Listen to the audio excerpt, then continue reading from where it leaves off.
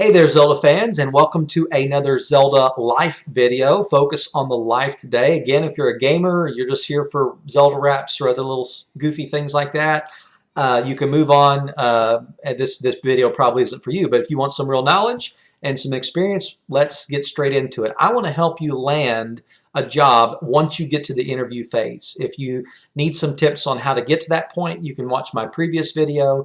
But this video is focused on just once you get to the interview, maybe you have an interview scheduled next week, or and you just get nervous. Everyone gets nervous, and by the way, it's okay to be nervous. I'll get into that in just a second. But if you're nervous and you're just wanting to make sure you've done as much prep as possible, you're wanting your best chance, let me just share with you some inside information about how the person who's interviewing you is seeing things. Let me just tell you, the number one thing they're looking for is a good personality, a quality personality, not just necessarily strong like bullheaded. I mean, they're looking for someone with a good disposition, someone that is going to enhance the performance of the team, someone who's going to blend well, someone who's going to listen, someone who's going to add value to their team. They're not looking for someone necessarily to come in and rewrite the business model. They care less about what you know and your skills and your credentials, even though for many jobs that's an integral part of the interview process.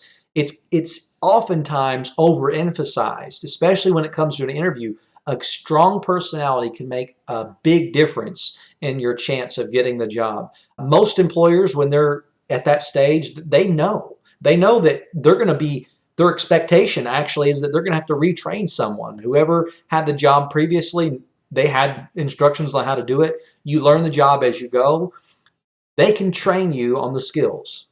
They can teach you the policies. They can review the procedures with you. What they can't do and what they won't be bothered to do is to fix a rotten personality. They're not going to try and hire someone who's fully qualified but that is lazy. They will work around a lack of knowledge or experience. If you have the aptitude and the moldability, the teachability, they're going to be willing to work with you.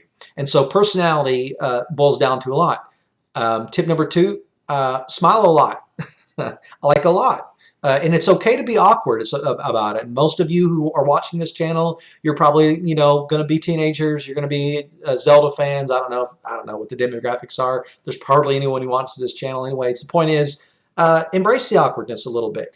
What you want to do is you want to be confident, but you don't want to project cockiness. You don't want to be braggadocio. You don't want to be bragging about yourself, but you want to stand up for yourself. Let me give you this small tip of how you can do this. You can say the words, "I'm nervous." And you probably will be if you're, being interviewed. It feels almost like you're being interrogated at times. But just say the words, "Look, I'm nervous." Just let them know, but relax your body language. Let the shoulders come down.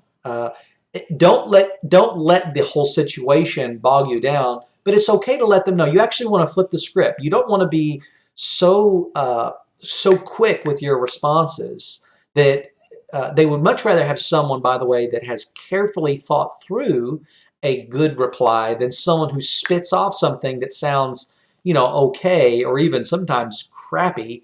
But they've thought about these questions. They've got a list. They're asking you and everybody else. They're comparing apples to apples. They're looking at how you've answered this question versus how someone else has answered this question. And so your best bet is to just take a step back, lean backwards, take a comfortable posture, and look up. Think for a second. Let them know, that's a great question. I'd like to think about that for a second. And you can verbalize that. When we get nervous, we tend to want to fill up the gaps of empty space with words. When we don't have words, we fill them up with nonsense like, ooh, weird things. I've probably done it half a dozen times in this video because videos can sometimes make people nervous.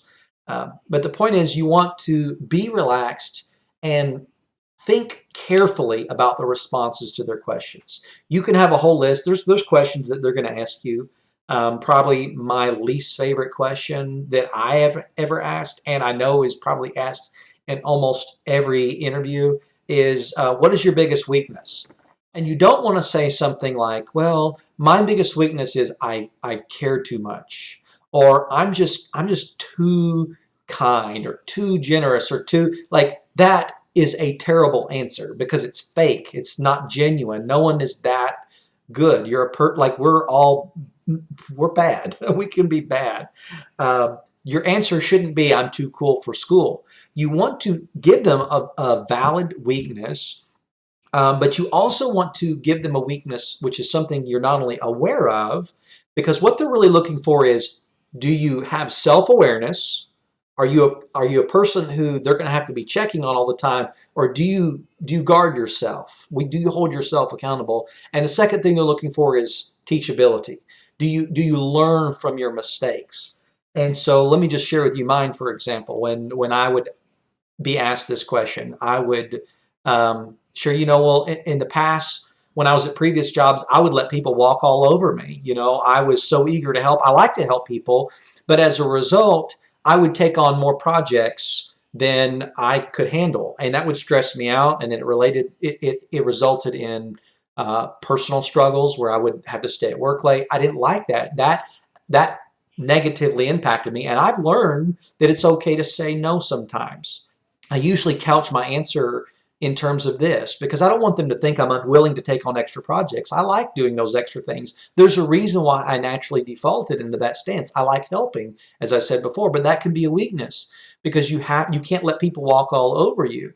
And so what I would say as a learning from that is that I've learned that it's sometimes better to designate these tasks or defer these tasks to someone who's more qualified than me. What I was finding is I was accepting jobs because I was a willing person, but not necessarily the most capable person.